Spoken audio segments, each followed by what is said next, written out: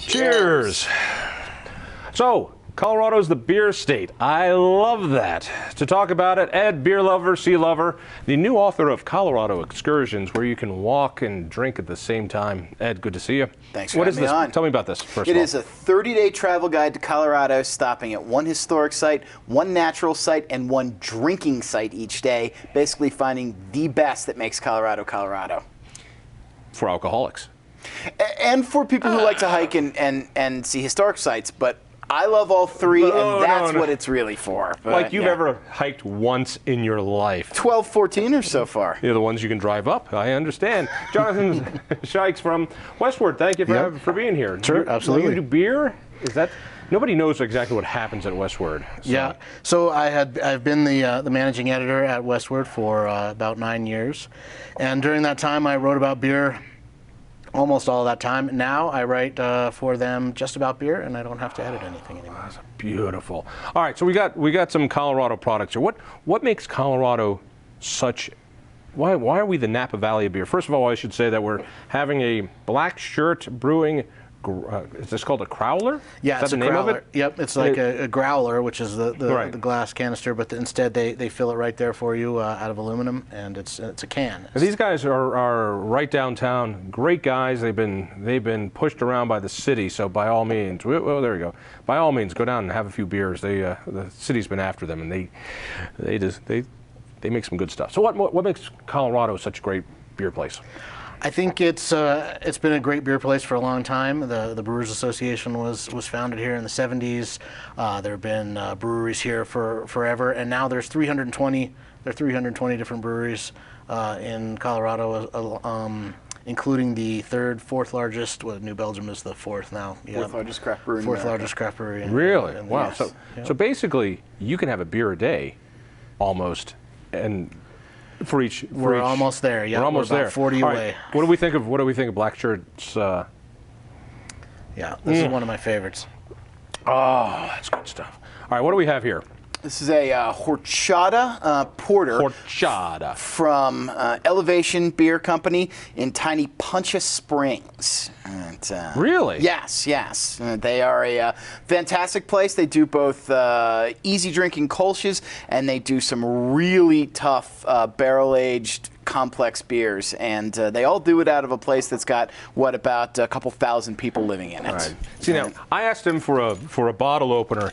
He whipped it out like it was a switchblade. It's incredible. All right, so these places are popping out all over town. I mean, all over the state. Is it getting easier to start or harder to start? Look at that! It's actually not getting easier or harder to start. Colorado's always had some pretty permissive laws that's going to allow you to open up a brewery. What's getting harder right now is to find shelf space in liquor stores, because there are so many more that are wanting to distribute. But the great thing about it is that 90% of the breweries that open aren't doing what we're doing right here and putting things in cans and bottles right away. They're just selling over the tap room to you. It's a much more profitable model, and it really cuts down on your capital costs when you don't have to can or bottle or distribute at that point. And that's a great way to start and really find yourself before you have to dump a load of money into your brewery. So in other words, they have a bar. Basically, they serve, you belly up and you buy their drink. And that way they don't have to worry about the distribution, they don't have to worry about bottling, it comes right out. All right, what I hate about wineries, and you know what I'm talking about, is the snobbiness of sniffing it and looking at the legs and doing all this. So you're a beer reviewer. Yeah. Go ahead, take a sip, and give us your most pompous on this. Most pompous. I try not to be pompous. Ooh, the legs are nice. The aftertaste, the silky. So if I was going to be pompous, I'd say we should be drinking it out of a different kind of glass. Really? A nice tulip glass, I think. So we could get the aroma, and then we could look at it a little better. This beer is great. Elevation is terrific. Horchata has, I think they've got cinnamon. I think it's made with lactose. Maybe they've got cinnamon in there. Wait a second. I'm lactose intolerant. Oh wait. I'm racial intolerant. That's a different thing. Go ahead. Okay. Yeah, this isn't the politics show. God, you people, get drunk. It'll be funnier. All right. So, what do you judge a good beer on? There's a couple things you can judge it on. for starters, you can judge it on whether or not you just like it.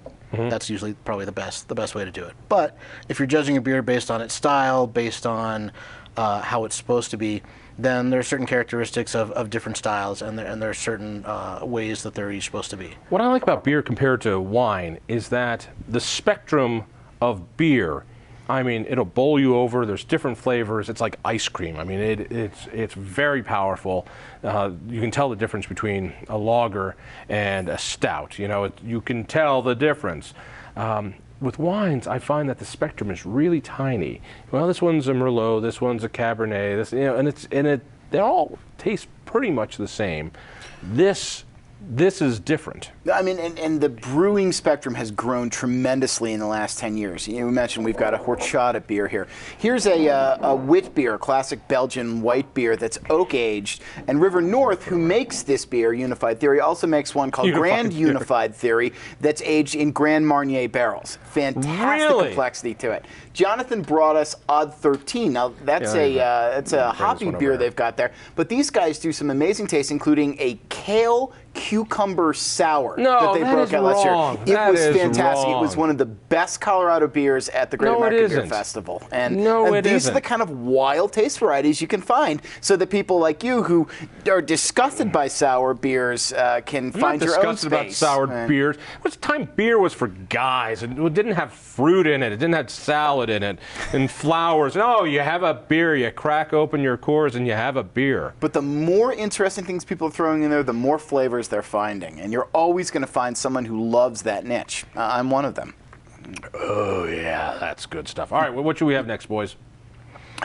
Let's bust out the oak aged wit here. It's going to be a little different coming after the horchata porter, but let me show you how this is done. The oak barrel aging is going to give you a different profile. It's going to be a little woodier. It's going to be often infused with a little bit more bacteria that really gives it kind of a stronger bite to it as well. Yeah, it tastes like my shower. Yeah, that's bacteria.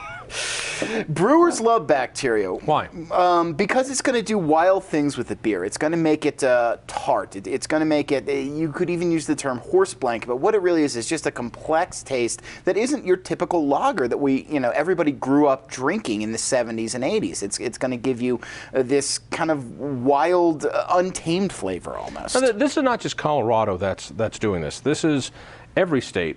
And growing up, we had Coors, there was Pabst, good, huge beer like Schlitz. Whatever happened to Schlitz? God, what an awful beer that was.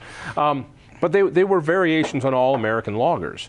This isn't, this goes to European beers, which gave us different beers, stouts and other stuff. But I think Americans have leapfrogged the Europeans when it comes to beers. Am I off on that one? No, I think they definitely have. I think the Europeans kind of got caught not paying attention. They started a lot of the different styles and the different ways that beers are brewed. But I think the American craft brewing scene has taken it and just taken it much further. Is this biting into the business of the big boys? Yeah, I think it is biting into the business of the big boys, and I think they want to fight back, and they're fighting back, at least some of them are, by buying craft breweries. And that's what they want to do. They bought Breckenridge Brewery here in Colorado. They've bought AB InBev, which owns Budweiser, has bought, I think it's around 10 or more craft breweries around the country, and then they offer that as their craft beer selection. Did it start with Sam Adams as kind of the first, not craft brew, but a different American brew?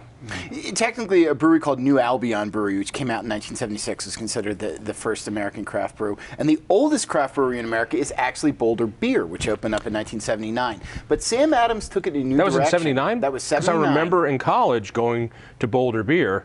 Yes. I didn't know it was the first. Yeah, I was ahead of my time. It wasn't the first, it's the oldest that's still existing. Sam Adams, what it did was it took craft beer and put it really in America's face. It started that kind of nationwide craft beer trend, and a lot of people grew from it, and a lot of people thought, well, if he can sell this beer, which now is not a wild beer when you look at Boston Lager, but was wildly original in mid-'80s. It had a different flavor. It had a bite to it. It had flavor. That's the key thing. Flavor. Then we could do it too, and that just spawned a generation, then another generation of brewers who were willing to go out on a limb and try things. So, the fight in the supermarkets, how big is that? Because I think when supermarkets can start selling beer, I understand the craft guys are going to be very upset, but I think they're only going to be upset for a while because there is a demand for this variety, and liquor stores are going to then specialize in all the brands you couldn't have before. Yeah, there is a demand, and the liquor stores will specialize in it. A lot of liquor stores will go out of business when the supermarkets when they start selling a lot of beer. But the ones that already specialize in craft beer, I think they'll be fine, and I think they'll get more. All right, what are we thinking about this one? This one again is Unified Theory by whom? Unified Theory by River North Brewery. They were actually the first brewery in the River North neighborhood in 2012, but then their building got sold out from under them, so it could become high-rent apartments, and so now they're up in Adams County. See, this one doesn't do it for me. Really? Doesn't do it for me at all. You don't taste the kind of barrel aging in there? Give it a little bit something different? No, there's something. The black shirt blood pale Blood ale. Orange Double IPA. Double IPA. IPAs are good. All right, what is this one here? What should we dive into next in our last minute and a half? Jonathan, what'd you bring from Odd 13? So this is it's a beer made with a single kind of hop called El Dorado hops. It's from Odd 13. Is there a happier sound than that sound? No, that's one of my favorite sounds. That's a happy sound. And that beer is hazy, which has also caused a little bit of a controversy here in Colorado recently. Why? Because That's some brewers, controversial? yeah, some brewers are making beers, IPAs that are hazy, which is not their classic look. They're usually see-through. Yeah, beer, you can see through beer. Right, but in New England they That way started you can making check out women while you're drinking through the beer. Well, that's I try and look right at them and just say hi, but that's just me. Yeah. No, I wait until they have a lot of this before I say hi. Right, It helps out. Right. So hazy beers, yeah. So they're making some brewers mad, and other people are enjoying. Oh my them. Lord. Yep. That's hoppy. Yep. So there's one type of hop. So. Now, most beers are going to have anywhere from 4 to 6 types of hops in them. They're just really mix them up, some for a bittering taste, some for an aroma taste. A lot more brewers are starting to go with these single hop beers to really accent one taste. All right, don't have much time. This is the book, Colorado Excursions with History, Hikes, and Hops by Ed Sealover. People want to go to Westword, get your work, but wherever you go, host one for me. Check out the Independence Institute, independenceinstitute.org. Check me out on KHOW Radio, and cheers.